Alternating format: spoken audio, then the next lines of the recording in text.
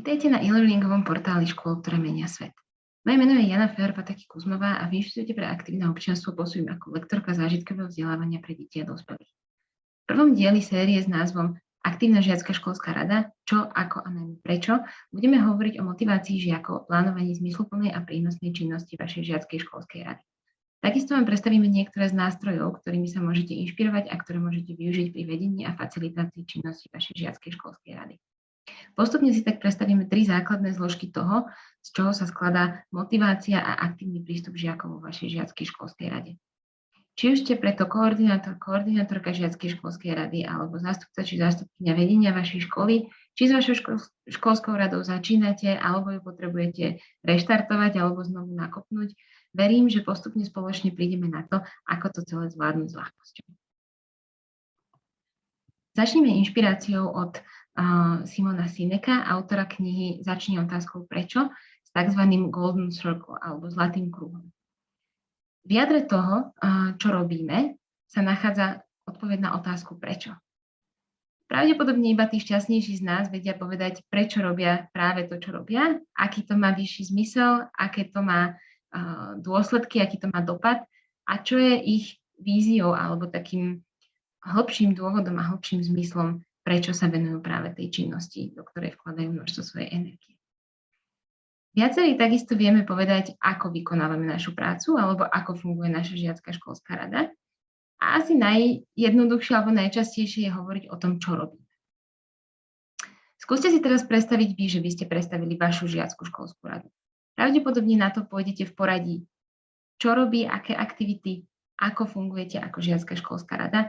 A na to prečo, na ten dôvod, na to presvedčenie, na tú víziu, s ktorou aj vy vašu žiackú školskú radu koordinujete, vediete alebo jej dávate priestor na vašej škole, často nezostane čas.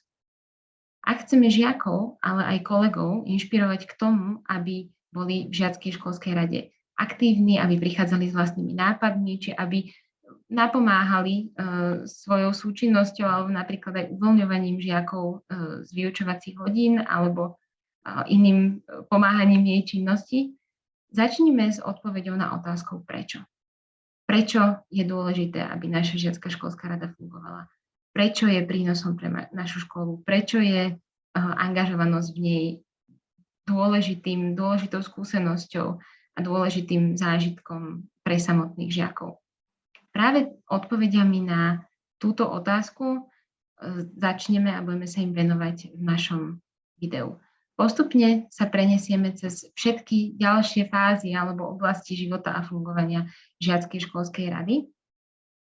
A teda ďalej sa budeme venovať aj tomu, ako by mala fungovať a čo by mala robiť. Myslíte však na to, že keď budete najbližšie predstavovať alebo prezentovať vašu žiackú školskú radu, tak aby sme ňou inšpirovali ostatných a aby sme možno, že aj pritiahli ich pozornosť a záujem o ňu, je dobré vždycky začať najprv tým, prečo funguje, prečo sa jej venujeme, prečo je dôležité jej preukázať nejakú formu podpory alebo súdržnosti a až následne spomenúť, ako fungujete, ako vaša žiacka školská rada pracuje a na čom pracuje. Podľa výskumov, ktoré realizujeme v rámci programu Školy, ktoré menia svet, iba 1/4 žiakov, ktorí sú členmi žiackych školských rád na základných aj stredných školách po celom Slovensku, sa jej činnosti zúčastňuje na základe vnútornej motivácie a z dôvodov, ktoré dokážu pomenovať. Takže môžeme z toho vyvodiť možno aj čiastočne to, že tá odpoveď na otázku prečo je buď nedostatočne zdieľaná medzi členmi žiackej školskej rady, samotní žiaci sa s ňou možno nestotožňujú, určite poznáte alebo máte skúsenosť s odpovediami žiakov, že sú v žiackej školskej rade preto, lebo boli zvolení spolužiakmi alebo preto, že nemal kto iný sa za ich triedu zúčastňovať. Toto je veľká škoda, lebo ten potenciál žiackej školskej rady je obrovský a bude skvelé, ak sa vám podarí alebo nám spoločne podarí pritiahnuť k jej činnosti tých, ktorí aj majú tú vnútornú motiváciu, aj ktorí sa budú stotožňovať a to svoje prečo aj vložia do tej činnosti žiackej školskej. Takže prečo? Prečo by mala žiacka školská rada na vašej škole fungovať tak, aby ste s ňou vy aj vaši žiaci boli spokojní?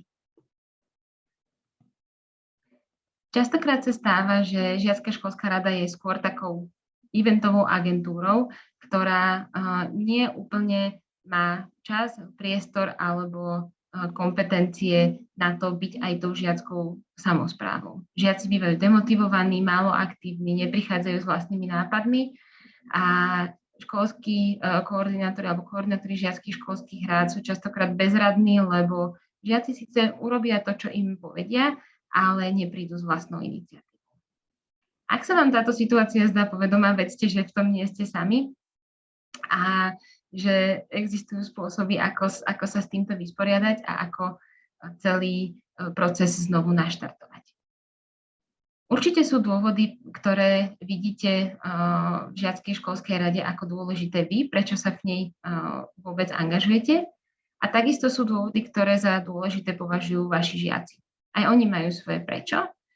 Mnohé poznáte, niektoré možno, že zistíte aj ako novinky, možno, že niektoré vás príjemne prekvapia. Medzi také najčastejšie dôležitosti alebo dôvody fungovania žiackých školských rád alebo prínos pre školu aj pre žiakov je to, že činnosť v žiackej školskej rade rozvíja životné a občianske kompetencie a návyky vašich žiakov. To je určite jeden z primárnych dôvodov, prečo žiackú školskú radu rozvíjate u vás na škole. Takisto je to to, že žiaci vďaka nej môžu participovať na živote školy, majú možnosť vyjadriť svoj názor, môžu meniť a zlepšovať prostredie školy nielen pre seba, ale aj pre ostatných spolužiakov, pre učiteľov, môžu pomáhať riešiť problémy aj vedeniu školy tým, že práve podporujú komunikáciu medzi žiakmi, spolužiakmi a ostatnými obyvateľmi školy. Takisto majú tendenciu a môžu mať tendenciu sa zapájať do rokovaní o podmienkach a kvalite štúdia, o tom, ako by mala prebiehať výučba, za akých okolností a tak ďalej a tak ďalej. To celé je súčasťou tzv. Žiackej školskej samosprávy. Takže žiacka školská rada v tejto oblasti v podstate reprezentuje hlas žiakov a ostatných spolužiakov a napomáha dialógu s rozhodujúcimi článkami školy, ako sú riaditeľ alebo možno, že aj iní obyvatelia, ktorí zase majú na starosti niektoré čiastkové oblasti života školy. Takisto dôležitou úlohou žiackej školskej rady je budovanie alebo podpora pozitívnej atmosféry, pozitívnej klímy na škole, pozitívneho vzťahu žiakov v škole a tým pádom aj prostredníctvom rôznych aktivít, ktoré realizuje, napomáha takému živému dianiu na škole. Okrem toho, čo môže byť motiváciou žiakov, čo častokrát počúvame v komunikácii s členmi žiackej školskej rady, je, že žiaci majú svojou angažovanosťou na tejto úrovni prístup k najaktuálnejším informáciám ohľadom diania na školy. Takže sú, tak povediac, pri zdroji, pri ktorom vedia niektoré veci aj ovplyvniť, aj vedia o týchto aktualitách informovať spolužiakov. A takisto nemenej dôležitý alebo vôbec nenegatívny dôvod, prečo byť členmi žiackej školskej rady, je to, že chceme jednoducho spolu tráviť príjemný čas, chceme zažiť nejaké spoločné zábavné zážitky, chceme sa medzi sebou spoznať, chceme nabrať nové skúsenosti do budúcnosti a tak ďalej. Je veľmi dôležité poznamenať, že aj tie vaše dôvody, s ktorými vstupujete do činnosti žiackej školskej rady, aj tie žiacké sú rovnako dôležité. Môže ich byť ešte o mnoho viac, určite bude dôležité, aby ste po nich pátrali, aj možno, že vy sami za seba, aj aby ste sa o nich rozprávali so žiakmi, s členmi žiackej školskej rady a na základe toho, aké tieto dôvody sú, aby ste prispôsobili činnosť vašich alebo vaše aktivity, činnosť vašej žiackej školskej rady na mieru tomu, čo od nej očakávate, čo by vás v nej tešilo, čo by ste chceli vidieť, aby vaša žiacka školská rada robila, dosahovala a ako fungovala. Skúste teraz možno sami za seba zhodnotiť, ktoré z týchto cieľov, ktoré vidíte pred sebou, alebo ktoré z tých cieľov, ktoré očakávate od vašej žiackej školskej rady, že bude naplňať, alebo tých dôvodov prečo, ktoré skutočne aj naplňa, a skúste sa na najbližšom stretnutí vašej žiackej školskej rady na to opýtať aj vašich žiakov.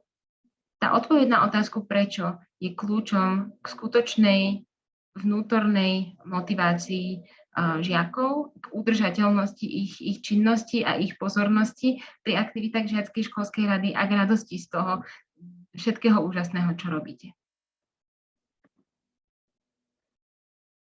Toto je fotka z jedného stretnutia žiackej školskej rady na jednej základnej škole s materskou školou na strednom Slovensku, kde, ako vidíte, členky a člen žiackej školskej rady s pomocou facilitátora plánovali činnosť ich rady s ohľadom na zlepšenie klímy na škole, zlepšenie vzťahov s učiteľmi, väčšiu podporu žiackej školskej rade a viac porozumenia pre jej činnosť.